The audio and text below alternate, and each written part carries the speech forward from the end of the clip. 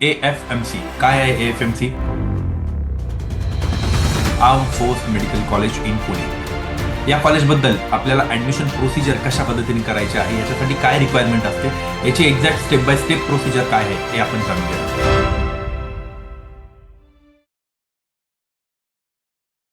नमस्कार विद्यार्थी मित्रांनो, ब्राईट फ्युचर एज्युकेशन ग्रुपच्या युट्यूब चॅनलमध्ये मी डॉक्टर सागर जाधव तुमचे सहर्ष स्वागत करतो. हा व्हिडिओ ज्याही विद्यार्थ्यांना आर्म फोर्स मेडिकल कॉलेजेससाठी जॉईन करायचा आहे त्या विद्यार्थ्यांसाठी खूप महत्त्वाचा व्हिडिओ आहे.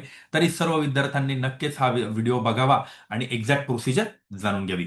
बघा विद्यार्थी मित्रांनो, सगळ्यात इम्पॉर्टंट गोष्ट, सगळ्यात बेसिक इम्पॉर्टंट गोष्ट ती आहे, ती म्हणजे आपल्याला विद्यार्थ्याला जर जॉईन करायचं असेल तर नीट एक्झाम दिलेली असावी, म्हणजे मॅन्डेटरी नीट एक्झाम दिलेली असावी. नीटचा रिझल्ट आल्यानंतर विद्यार्थ्याला कोणती काउन्सिलिंग जॉईन करायची आहे? MCC मेडिकल काउन्सिल कम्युनिटी, म्हणजे जी कमिटी आहे तर ती ऑल इंडिया कोटाचं, जसं एम्स आहे ऑल इंडिया कोटाचे 15% आहे, डीम युनिव्हर्सिटीची जी काउन्सिलिंग कंडक्ट करते ती काउन्सिलिंग आपल्याला जॉईन करायची आहे. या काउन्सिलिंग जॉईन केल्यानंतर आपल्याला फॉर्म भरल्यानंतर आपल्याला तिथे एक क्वेश्चन विचारतात की if you want to join for medical arm force medical college, तर येस, तिथे आपण जर येस जर केलं तर आपलं नाव आर्म फोर्स मेडिकल कॉलेजच्या लिस्टमध्ये जातं. त्यामधून, त्या ऍप्लिकेशन मधून विद्यार्थ्यांना शॉर्टलिस्टिंग केलं जातं, कॅन्डिडेटचं शॉर्टलिस्टिंग केलं जातं. या शॉर्टलिस्टिंग झाल्यानंतर DG1D विल बी अपलोड, म्हणजे जे आर्म फोर्स मेडिकल कॉलेज आहे पुण्याचं, तर ते काय करतं, आपल्याला एक लिस्ट अपलोड करतं. ती लिस्ट कुठं? नीट कट ऑफच्या अकॉर्डिंग एक मेरिट लिस्ट अपलोड करतं. ते मेरिट लिस्ट कुठं लागते? तर ही मेरिट लिस्ट www.afmcdg1d.gov.in ही एक गव्हर्नमेंटची साईट आहे त्यांची, आर्म फोर्स मेडिकल कॉलेजची. त्या ठिकाणी आपल्याला ही लिस्ट आपल्याला बघायला भेटते. Pick your name and NEET roll number, तुमचा रोल नंबर आणि नीट नंबर बघायचा. आपण जर त्यामध्ये सिलेक्टेड असतो तर तिथं एक स्क्रीनिंग होते. स्क्रीनिंगमध्ये प्रोसेस ऍट AFMC म्हणजे पुणे, ही जी पूर्ण प्रोसेस आहे ती पूर्ण AFMC पुणेच हँडल करतं. फक्त आपल्याला जे ऍप्लिकेशन करायचं आहे तर ते MCC वरतून ऍप्लिकेशन करायचं आहे आणि त्यानंतर ते AFMC कडे येतं. बघा, त्यानंतर स्क्रीनिंग प्रोसेस होते. स्क्रीनिंग प्रोसेस झाल्यानंतर विद्यार्थ्याला रिपोर्ट करायचा आहे AFMC पुण्याला.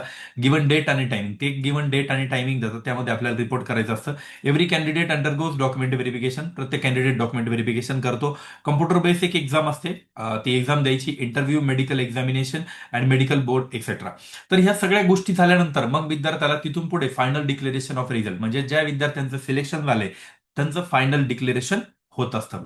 यासाठी सगळ्यात महत्वाची गोष्ट बघा, at the end of above screening 8 to 10 days final result will be selected, list will be reserve announce. Please check on the website of AFMC cdg1d.gov.in, या वेबसाईटवरती अवेलेबल असतं.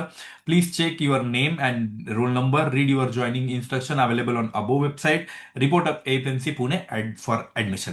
ही प्रोसिजर जितकी सोपी वाटते तितकी सोपी आहे का? नाही. जेवढी सोपी आहे वाटते तेवढी एवढी सिंपल मी जशा पद्धतीने सांगितली एवढी नाही आहे. विद्यार्थी मित्रांनो, इथे एक्झाम्स होता, इथे सायकोलॉजीचा टेस्ट होता, त्यानंतर कम्प्युटर बेस्ड ही एक्झाम होते. तर ज्याही विद्यार्थ्यांना एक्झाम्स वगैरे द्यायचे आहे याच्या डिटेल व्हिडिओ मी AFMCचा एक्झाम कशा पद्धतीने होते, एक्झामचे पॅटर्न काय असतो, याबद्दल मी एक डिटेल व्हिडिओ बनवणार आहे. त्या व्हिडिओचा नक्की वेट करा. तो व्हिडिओ जसा येणार आहे तसा व्हिडिओ तुम्हाला पूर्ण डिटेलमध्ये इन्फॉर्मेशन भेटणार आहे. आणि ज्या विद्यार्थ्यांनी पेड काउन्सिलिंग घेतली आहे त्यांना पर्सनली गायडन्स केलं जातं, म्हणजे पर्सनली आमचा स्टाफही तुम्हाला गायडन्स करणार आहे की एक्झॅक्टली काय पद्धतीने, कशा पद्धतीने एक्झाम्स होता, काय एक्झॅक्टली प्रोसिजर आहे. या सर्वांबद्दल ब्राईट फ्युचर एज्युकेशन ग्रुपची पेड काउन्सिलिंग जॉईन केली तर तुम्हाला इन्फॉर्मेशन भेटणार आहे. नक्कीच विद्यार्थी मित्रांनो, हा व्हिडिओ जास्तीत जास्त विद्यार्थ्यांपर्यंत पोहोचवा. ज्या विद्यार्थ्यांना अजूनही माहित नाहीये की आर्म फोर्स मेडिकल कॉलेज कसं जॉईन करायचं, तर त्या विद्यार्थ्यांसाठी बेसिक इन्फॉर्मेशन म्हणून हा व्हिडिओ नक्कीच बेस्ट असू शकतो. तर नक्कीच हा व्हिडिओ जास्तीत जास्त विद्यार्थ्यांपर्यंत शेअर करा. त्या विद्यार्थ्यांना नक्कीच याचा फायदा होणार आहे. Thank you so much.